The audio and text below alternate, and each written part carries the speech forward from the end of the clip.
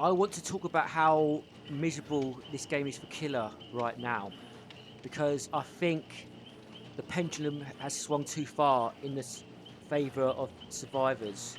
And I think Behaviour Interactive take killers for granted, and they think killers will put up with absolutely anything, while they're very sensitive to the complaints of Survivor. Okay, so there's been an interface change about like a month ago that added information to survivors, so they know when a survivor's being chased, they know when a gen's being worked on, they know the progress of the gen that they're working on, and among other things, they know when someone's ready for a pickup. And this actually is potentially a good thing because it's an attempt to balance the solo queue versus Swift, right? Because Swifts are far more powerful than solo queue, and if you make things more even, you can balance the game around Swift, right?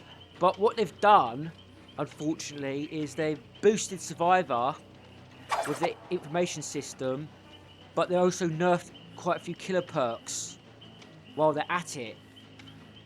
Okay, and then there's other problems with killers, like the twins. I think I hardly ever play the twins because they're so janky, and there's a bug with them right now that I don't think they're fixed. You can get soft locked in the game, right?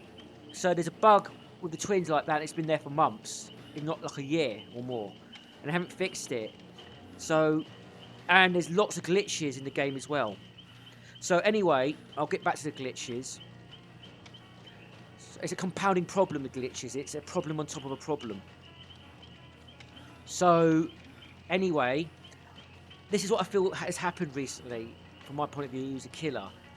I think the challenge was just about right, maybe a bit too frustrating for killer. In the past, I'll get frustrated every now and again, but I'm finding it more and more frustrating now because games are far more sweaty, gens are going a lot faster, and I'm finding actually the information system doesn't help bad teams. It doesn't help bad solo queue teams, but it helps Swifts even more, so they can coordinate even better.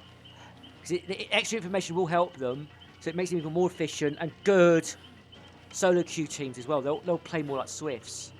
But the really absolute trash teams, it's not going to help them because I still curb stomp the bad teams like they're nothing.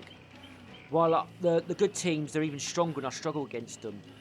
And it's no fun. So, also there's bad maps for killer. There's still some very bad maps. Like the night map's absolutely fucking atrocious. It's absolutely atrocious. Like, I'll either get curb stomped or I've got to get lucky and tunnel ruthlessly and just tunnel someone out the game. And hope for the best. That's how bad that night map is. Okay? And there's still some really bad maps as well, like the game. Right? The game can be very bad as an M1 killer. So, those problems, the map problems, the glitches. So when you got even stronger teams, even stronger strong teams, right? The games are more sweaty. And recently I've had 2 games where, due to a map glitch, I've just rage quit.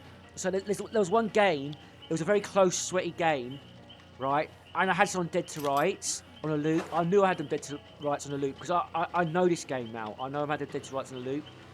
And I was looping them, and there was this weird little glitch thing on the loop, this weird little jank on the loop, and it pushed me. It pushed me to the side and made me miss.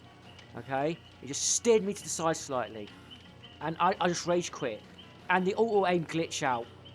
I've noticed it's been worse recently. I'm not sure it's glitch out, but it's an auto-aim jank. Right? When you swing mouse one is killer, it does this weird auto-aim and makes you move a bit weirdly.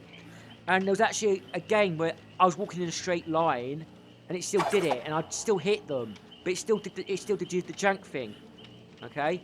And there's been times where it's cost me downs for sure.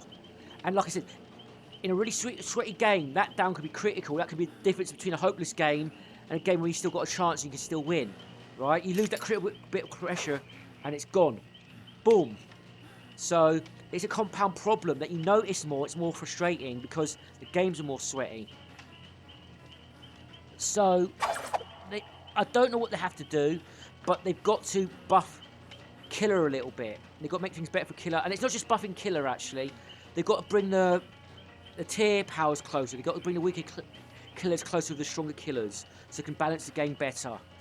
Okay, and they need to get rid of the really bad maps as well, the really massive bad maps. They just have to go.